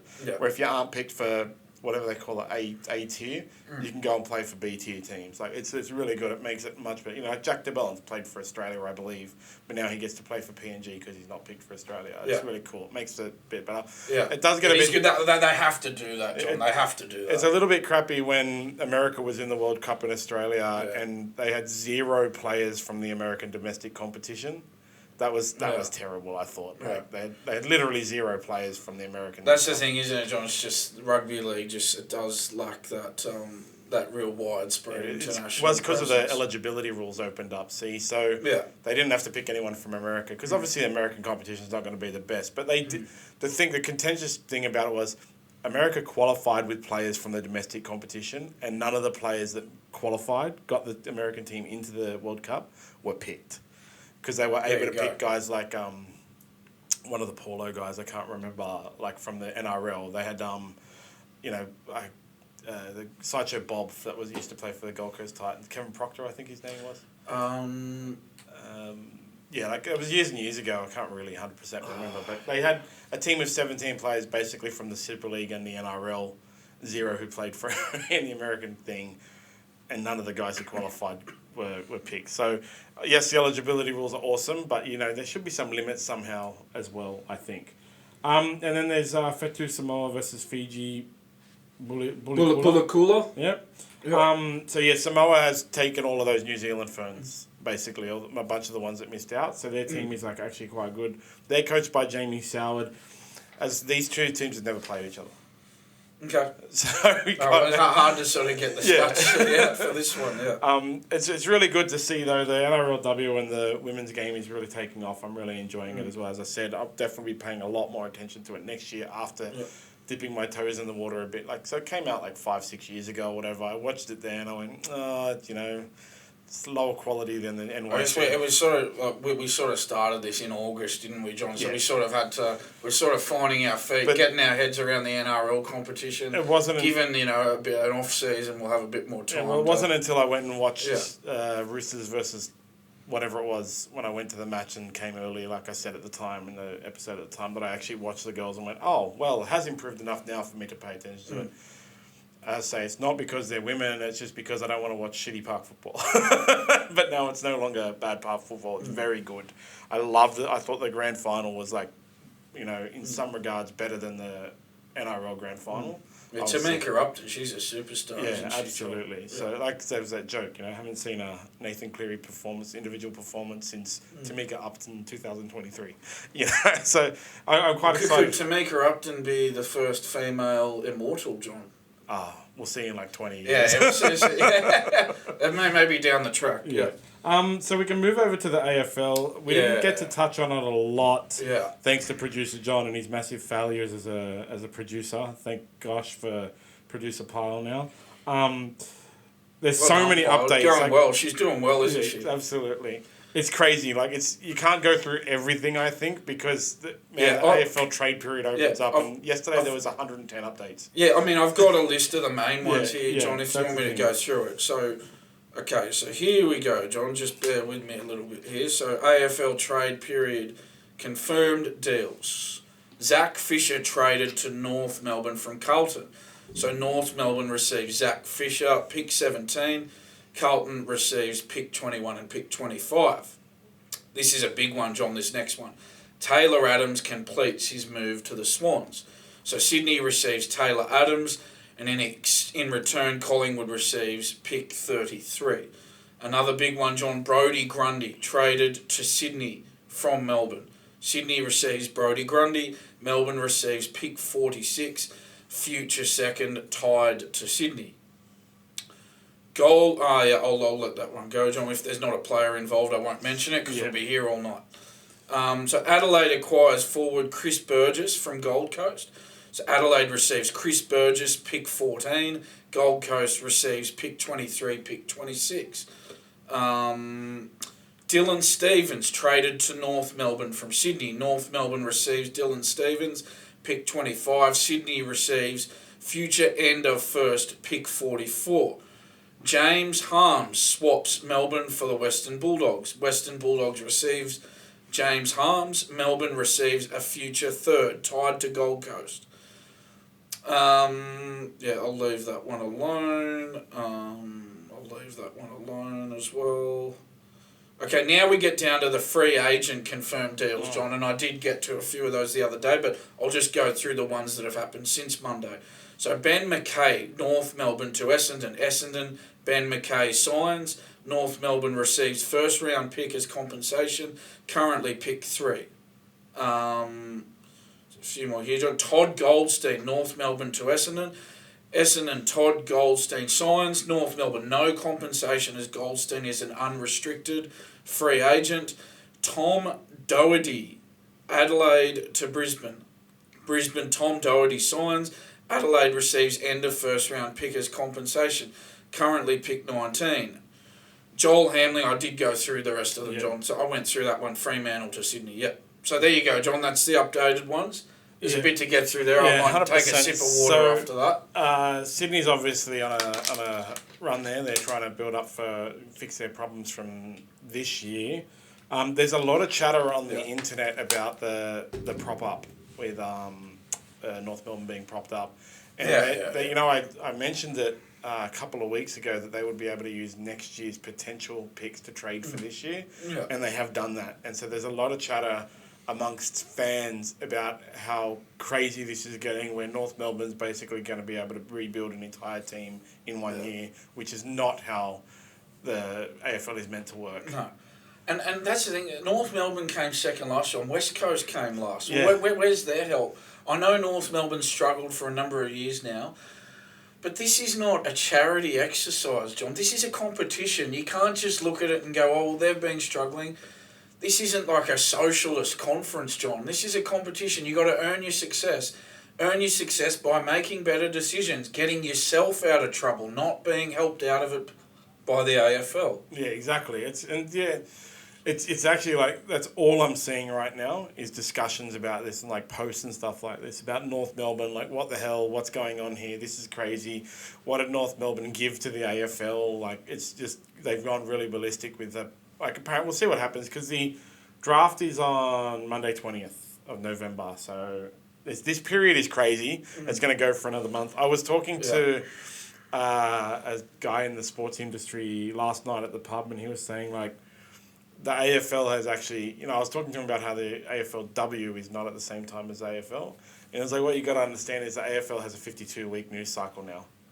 And none of it is negative press. Of course there's not. Because they've got the trades, which are more important than the negative press. And that's one of the things about American news, where a lot of the time in American news and on ESPN and stuff like that, the sports section is only about updates and scores because they have so much sport every day of the week. Yeah. They don't have time to report about the negative press about sports stars is in the actual news. Yeah, that's not right. in the sports update. Yeah. And that's what the AFL has done. So it is a pretty good marketing exercise. Yeah, sorry about that, John. I was just checking to make sure I didn't miss any of those trades or free agencies. This trade period is going to have news every day and chatter every day, and no one is going to be talking about anything else. Like I said, every day, all day, I'm just seeing threads and posts being made about the trades and nothing about. And then over in the NRL, you've got Addo Carr. That's the thing, John. You'd rather the media be talking about this player being traded to this club than talking about this player commenting on Israel-Palestine. Exactly. I know what publicity I'd prefer out of those two, John. It's quite interesting. You've got to keep watching this, and it's going to be until the end of the mess, because that's the other thing about this trade period. It's like teams trade players for picks and picks for players and things for next year and stuff. It's until the end of the trade period where everything is settled down and we can sit down and go through every team and find out what their gains and losses are. It's basically just an update. It's really hard to comment on what Sydney has actually gained because Swans have signed a bunch of players or received a bunch of players. Sydney very active in the trade period, John. But you don't know what's going to happen in the draft. So I can't wait till November. Interesting time. There's no off season, is there, John? No, it just keeps on churning. Finishes after November 22nd. So probably the week after that, we'll have been able to sit down and analyse every team to see what our predictions are for next year. I think also the draw will be done then as well. Plenty to talk about, John. That's the AFL update. We've got our new segment that we talked about on Monday. I've got another couple little bits, but I can wait till after. Finish with the AFL. Yeah, okay, yeah. So, NRL stuff. I've got a couple of other sports to look at, John, so maybe I'll do those and then we'll get to your social media stuff. Yeah, I've got a bunch of other things as well. Okay. So we'll finish up the podcast with our social media hilarity. Yeah, okay. That'll be fun. All right, so, John, tennis news, my little tennis hit. I had this. I thought I was going to pip you. Oh, did you? Rafael Nadal? Yes. Yeah, so, Tennis Australia boss Craig Tiley has revealed Rafael Nadal will play at the Australian Open in January. Nadal's a two-time champion, winning it in 2009 and in 2022 in that epic come-from-behind win over Daniil Medvedev, John. His world ranking has blown out to 240, if you can believe that. The last time he played a match was at the Australian Open this year, where he lost in the second round. He had a left hip flexor injury that kept him out for so long, John. Tiley said he also expects Nick Kyrgios to play as well. Kyrgios' ranking has spiralled to 470 in the world, John. He hasn't played a match on the tour since June this year. Yeah, so he's been injured as well, though, right? Yeah. He has, yeah. Australian Open's going to be great. Obviously, there's going to be the big guns. Hopefully, Alcaraz can do a little bit better, and we can see that Djokovic-Alcaraz. And now Nadal comes in as the third wheel in that Djokovic-Alcaraz rivalry. I hope Rafa does well. I hope he's actually fit and firing. Surely this is going to be his last year round. I think that's the plan. 2024 is going to be his swan song. Yeah. So that's very exciting. I saw that. Sorry. It was announced on the Today Show, which is the worst possible place to announce anything in the world. Yeah, well, does anyone watch it? Yeah, exactly. What the hell? Yeah. So some combat sport news. Mm-hmm. As of yesterday, Charles Oliveira is officially out of his title fight rematch with Islam Makhachev next week. Aussie Alex Volkanovski, king of the world, pound-for-pound king, has stepped in on 11 days' notice to fight Islam for the second time. It's quite sad, actually, because Charles Oliveira was doing his last spar of his training camp and took a massive cut over his eyeball. It's really gross. Check it out on the internet. His whole, head is, open and you can see inside to his brain. Nasty. So he's out, medically not cleared, and so, when Alexander Volkanovski and Islam Makhachev fought in, I think it was Melbourne, it was very contentious. Islam won by points. And, I've watched the fight a couple of times. if you're rating it as a fight, Volkanovski won. If you're rating it as a sport, Islam won. You know, that's the thing. There are rules to follow and ways to exploit the rules, but that's what somebody in sport does. Yeah. But Alex Volkanovski beat the absolute living crap out of Islam, and especially at the end. So hopefully Volk can get that thing. That's for the lightweight title. Paulo Costa, fan favourite Twitter troll Paulo Costa, unfortunately is also out.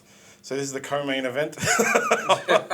He had a surgery on his elbow for bursitis 3 weeks ago, and the UFC is refusing to medically clear him to fight Khamzat Bours Chimaev.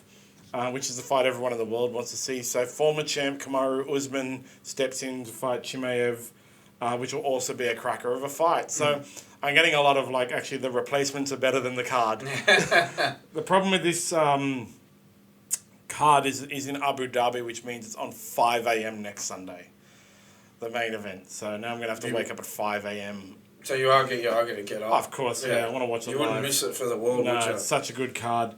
There was another really funny thing that happened yesterday in Dana White's press conference. So the UFC runs this competition to be a matchmaker for the day where you create a fantasy card and then they judge it and you win and you get to go to the UFC Performance Center and all this kind of stuff. So this guy, Joe, he won, right? And so he went, got a tour of the Performance Center, met some fighters, and then he met Cody Garbrandt, and Cody Garbrandt is a former champion, said to him, you got to fight for me, and Joe suggested a fight, and the matchmakers for the UFC were like, holy hell, that is an actual really good fight, and they're trying to get it to happen, and they've offered Joe a job as a UFC matchmaker. That's one of the really cool things about the UFC being a dictatorship. They can just run a competition. Rando off the street comes in makes a fantasy card and gets offered a job as a UFC matchmaker. Yeah, I'm sure they're not like the NRL or the AFL where everything needs to be a consultation. And Dana White goes, hey man, do you want a job? That's a great fight. Yeah, there's a lot to be said for that job. So they wouldn't announce who the fight was with that he suggested, but whatever Cody Garbrandt's next fight is, Joe. Competition winner Joe did it. Nice. This weekend is that Dylan Dennis, Logan Paul thing, but we still don't know if it's happening. Yeah. So that card is actually Tommy Fury, Tyson Fury's nephew. He's fighting KS Fires, the main. How old is he? You know? He's very young. So he's the guy that famously. You say he'd have to be young. He's famously ended Jake Paul's winning streak. Yeah, First time Jake Paul had to fight an actual boxer. He got beat up by the boxer, so now he's gone back to fighting retired UFC fighters. That's the main event though, but no one cares. Because of all the thing I talked about the other day, Dylan Dennis, no one knows if he's going to turn up. So what they've organised now is Mike Perry will be at the event, strapped and ready to go. Because for Dylan Dennis to qualify for a payday, all he has to do is go stand in the ring and the bell to ring. Then if he walks out, he still gets paid. Oh, how good is that? What do you know? What the payday? No, it's you can't trust Dylan Dennis. He says it's millions of dollars, but Logan Paul says he's kidding himself. Oh, so he's like the Donald Trump of fighting. Exactly. So if that happens, which again will be hilarious, then Logan Paul will fight Mike Perry. So Mike Perry will then walk out into the ring, and everyone will get to watch that. It is on the Dazen's Fight Club or whatever, which is another one of those damn websites. It's only $30 for the pay-per-view. And again, it's on at 5 a.m. on Sunday. But that main event, the Dylan Dennis thing will be on at about 8 a.m. So I'm probably going to see what happens. I'm not going to... You got a lot of early starts coming up, John. Well, I'm going to be up... Anyway, I'm going to be up... Make sure your alarm's set. Watching Catalans anyway. So I figure if I'm not heaps tired afterwards, I'll just jump onto Dazen, get this pay-per-view and wait and see what happens with Dylan Dennis. And so there was another thing that I forgot to mention in NRL. Two things, actually. Yeah. Did you see the stuff about Boyd Cordner on SAS Australia? I have been watching SAS Australia, John. So he tore his pec on the show.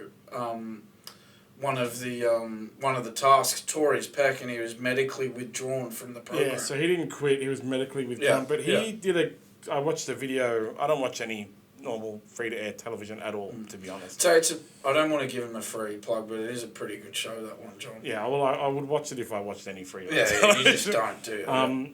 Because some of the people on it are awesome, like Boyd Cordner. So he talked about the concussions that he got, where he got 3 concussions in a row and had to medically retire from the Roosters when he was 29 years old. And he said he's still getting headaches light hurts him, stuff like that.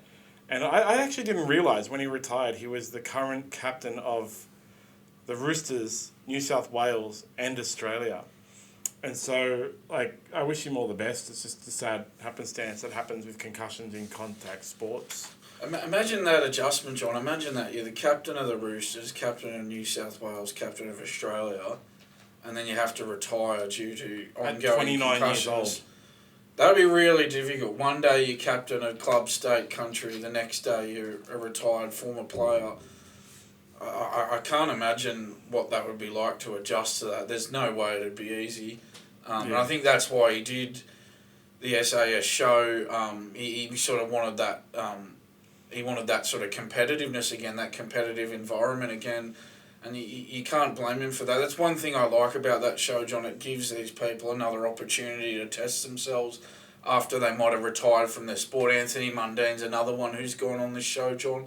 Another retired former footballer and boxer who gives people like Anthony Mundine, like Boyd Cordner, that opportunity to have that competitive environment again. I think that's a good thing for these guys. You know, there's not much that ex-rugby league players can do unless they've invested well and so on during their career.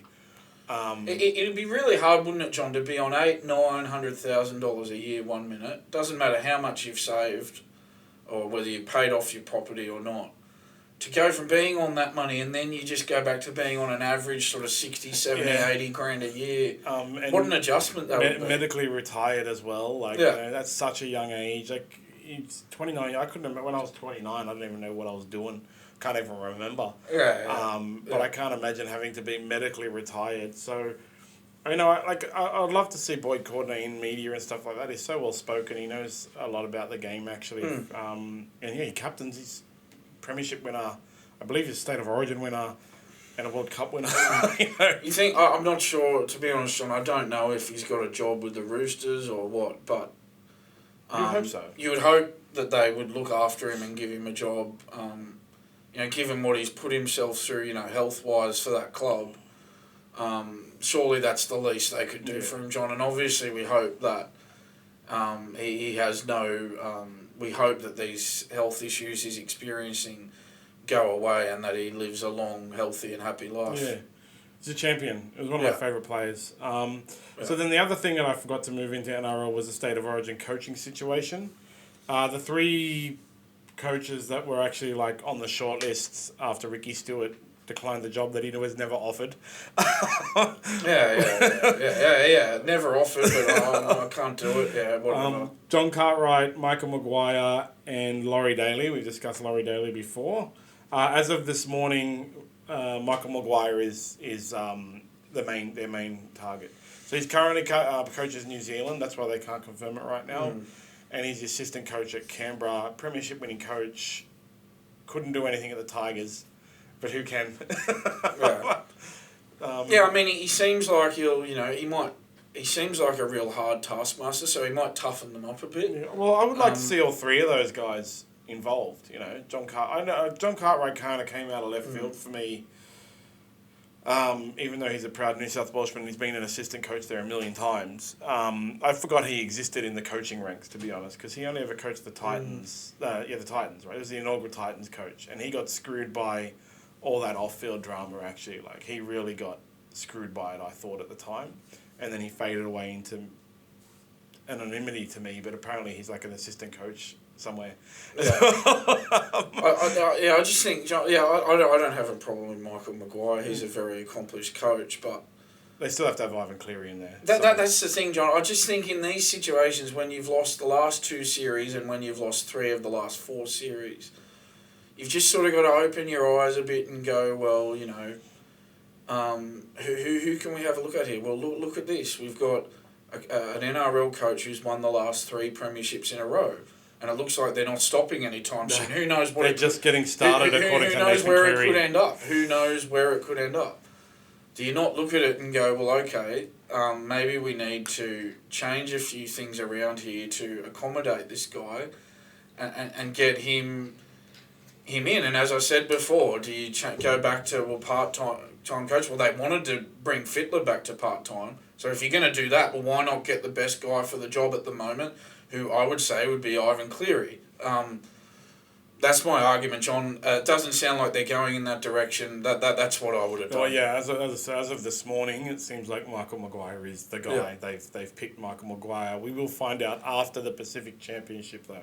It won't be confirmed until after the Pacific Championship. Yeah, I don't have a problem with it. I would love to see, as I said, John Cartwright and Laurie Daly involved as assistants, and then Ivan Cleary has to be there too. It's just, as I said, the problem with Daly is he's been there before. He was Brad Fittler's predecessor, and he only won 1 series out of 5 series. But as an assistant, he should. Daly. Yeah. Oh no. I mean he should. Okay. Okay. Yeah. To be honest, Sean, I don't know. I think he's been the head coach. He's won 1 out of 5. I wouldn't have him involved, but we can agree to disagree. I like it. I like it when they surround. The teams with those guys, like not necessarily even as an assistant coach. Like I like it when Andrew Johns. I would like them to keep involving Brad Fittler and things like that, just because these are guys. As you said, we don't have very many recent. No. Well, the cupboard's bare. Yeah, so guys like Laurie Daly who have been there, done that, won it as a player. And, Brad Fittler, Andrew Johns, Matty Johns. Since 2006, only 4 series wins for New South Wales. So they don't really have former Origin greats they can chuck in there. No. So, yeah, we'll see what happens after Pacific Championship with that naming. We've got one more thing before we get into our social media hilarity. Yeah, I just got one more, but I'll let you go first, John. So SmartB is sponsoring Brazil. Sorry, I've just got a soccer item. Should I mention that first before? Yeah. So, John, Ange Postecoglou. This is a big story, John. Yeah. He's led Tottenham to the top of the EPL ladder this season since taking over as manager with 6 wins from 8 games this season. Tottenham finished 8th last season, so that shows the impact Postecoglou's had in a very short amount of time, John. This is a truly remarkable story for an Australian coach to have this level of success in the biggest soccer competition in the world. Well done to Ange Postecoglou. Keep it up. We could be talking about one of the great coaching stories in Australian sport here, John. He doesn't coach the Australian team anymore, does he? Oh, he can't now that he's coaching Tottenham, no. Yeah. But he did previously, yeah. He coached them into the World Cup, if I remember correctly. Yeah. So there you go. That's awesome for Ange because he's an Australian coach. Yeah. So SmartB is sponsoring Subversion Ascension, which is a Brazilian Jiu-Jitsu event. It's a premier Jiu-Jitsu event in Australia. The headline is Josh Saunders versus Bob Frias. Both of these guys have competed on the world stage at ADCC, which is the biggest grappling event in the world. The cool thing about this fight is Josh Saunders is like 115 kilos. He's the over 99 division guy in Australia. People flee his weight class to not have to fight him. It's really hard for him to get people to fight. And Bob previously competed at under 88, but Bob is like fearless. He will go anyone, anytime. Apparently he's a bit bigger now, sitting around the 95 kilos. It's going to be a cracker of an event. There's also Taliesin Suarez versus Ali Alkir. Taliesin Suarez is kind of famous because he won world championships in gi and no gi jiu-jitsu at every belt level. So from blue, purple, brown, and black. And Ali Alkir is owner and operator of Sydney Wrestling Academy. It's one of the premier gyms in Australia. He's the nicest guy in the universe, seriously. But also, he will absolutely murder you on the I can imagine. So you can buy tickets at Mosh Tix. It's on the UNSW Roundhouse on the 2nd of December. It's a really cool event run by a bunch of great guys. So as I said, SmartB is sponsoring it. Check it out. Just search we'll post links to it and stuff on our social, but search for Subversion Ascension on December the 2nd. I will be there. Awesome. So yeah, that's let's get to just hammer some social media. Discuss some social media comments. Yeah, this will be fun. So these were from actually last week because we couldn't get to it because producer Jon let us down so miserably. I'm gonna put that we've put that at the beginning of every single thing. So let's see. So when we were discussing Floyd Mayweather, I mentioned he's like 52-0. Okay, so these names. Antian Dracanic 6926 said it's actually 50-0. Okay, man. Yeah, I know. It's off the cuff conversation we're having here. Yeah. Yes, it's 50-0. He's also had 3 exhibition wins, which aren't counted in his official record. The thing is, we do our best with this. We're on for, between 1 and 2 hours here. we don't have an infinite amount of time to do research. We do our best. We're not going to know everything. We don't claim to know everything. Every single statistic in the world. It's very difficult for anybody to get everything right over that amount of time being on air, John. If you really want to get specific, he's 53-0 because he's got 3 exhibition finals. Go to Wikipedia if you want the specific number. And one of the funny things when I was checking his record after this was he's actually got one no contest in 2023 because he was fighting John Gotti III. Oh, right, okay. Related to that mobster John Gotti. So it's understandable that you thought it might have been 52, right? So that fight was stopped after excessive trash talking in the ring. Oh, right. So it was actually, they were fighting and then they kept talking smack to each other and the ref had to call it off. And then a brawl got triggered in the ring between Floyd's boys and the Gotti people. Yeah. So then, again on the same video, actually, by a Reno Girl Fuendo 2016. So this was when I was talking about Floyd and Canelo. Said, I wish Floyd fought Canelo after Canelo got more experience. Canelo didn't even hit his prime yet when they fought. Thing with that is actually... You think that's a constructive comment? It is. It's a really good comment. It's a really good point. Good on you. Unfortunately, Floyd is like 13 years older than Canelo. So it's hard. It's a bit of an issue, isn't it? These age differences, John. They weren't really in their time. They weren't around at the same time. Okay, they were when they fought. Floyd was 44-0, and as I just said, he retired at 50-0. So he only had 6 more fights. At the time, Canelo was 42-0 and 1 no contest or draw, and at the time was WC, WBA, and light middleweight champion. So Canelo was pretty good already. When they fought for the WA super light middleweight title, and Canelo lost the WC and the ring titles in that fight. And then since then, he's had 1 draw and 1 loss. So Canelo's going to go down as one of the greatest fighters ever. And unfortunately, yes, these 2 guys were not at the same time, so it was hard. We're never going to see a rematch. And like many people will tell you, that Floyd Mayweather-Canelo fight is what changed Canelo into what he is now. Because he couldn't hit Floyd. That was the thing. And Canelo is now like a savage who is hard to hit. Just sounds like Mayweather did him a favour. Exactly. And it would have been great to see a rematch now, but as I said, Floyd Mayweather's 46 years old. I can't see, even though he's only doing exhibitions against like Thai kickboxers and John Gotti Jr., John Gotti III, I can't see him going on for much longer either. I love this one. So Engled4391 said, who are these 2 geeks and why am I seeing them? Okay, so... Dan from SmartB Sports Update. Yeah. It says it on every video. Yeah. So thanks, Angled4391, for commenting on our social media and for taking the time to watch our videos, clearly. Thank you for taking very precious time out of your day to do that, Angled4391. It says it on the video, bro. we really appreciate it. And the funny thing is, the people who say those sorts of things, John, they're the first people to come back next time. Oh, absolutely. So I'd take it as a compliment. Keep watching, brother. Keep watching. Keep spending your precious time watching us and commenting on our social media. I actually really love this one. So regarding you're talking about Taylor Swift and the NFL. Yeah. Good Vibes Only said, who calls an NFL game a match? Oh, okay. So that's the only thing. That's the only thing Good Vibes Only could pick out, John.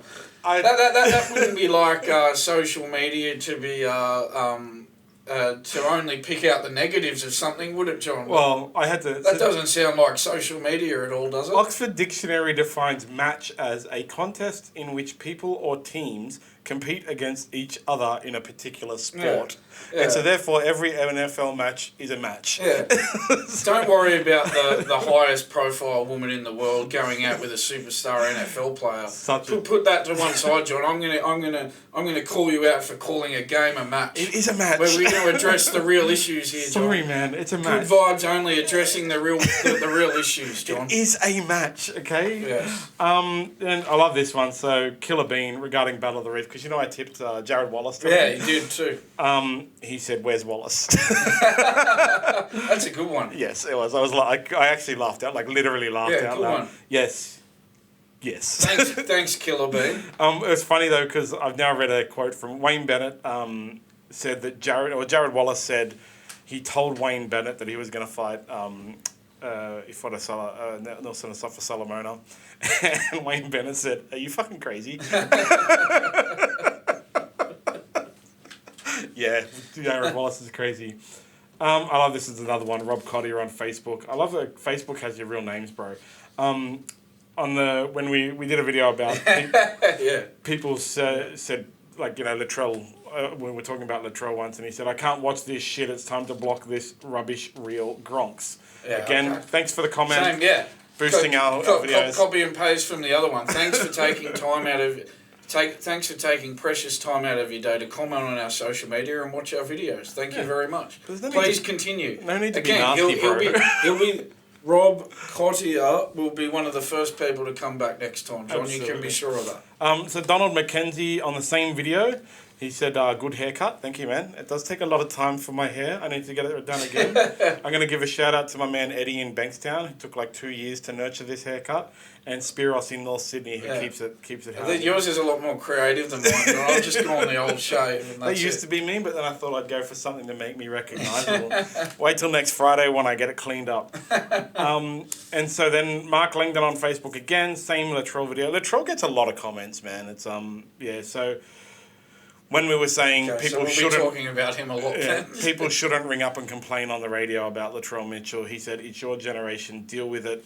Latrell Mitchell is 26 years old, man. He's not my generation. I have a 22-year-old son. Latrell is my son's generation.